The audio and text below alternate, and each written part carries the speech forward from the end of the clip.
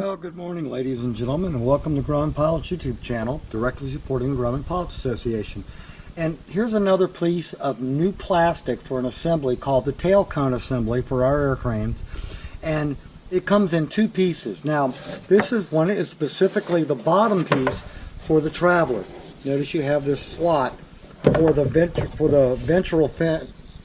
Yes, for the ventral fin to fit in. And then it sits on the airplane. It needs to be trimmed. As you can see, this one is fairly long, but you would make your trimming cut based upon your airplane, or if you have your old tail cone to help trim for the new one. Also in the back is a spot for where the tail beacon goes, whether it's the sky beacon or whether it's a normal nav light. And then there is the top piece for all of this, and this piece will fit the Traveler, the Cheetah, and the Tiger all together.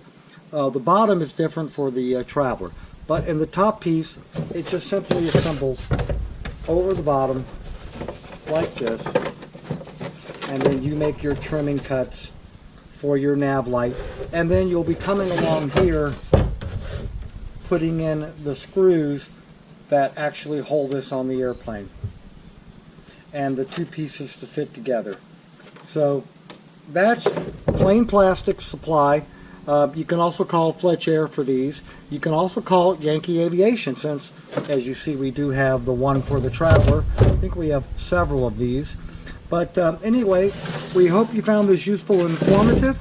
We'd like to thank you for watching Grumman Pilot's YouTube channel, and have a good day flying your Grumman.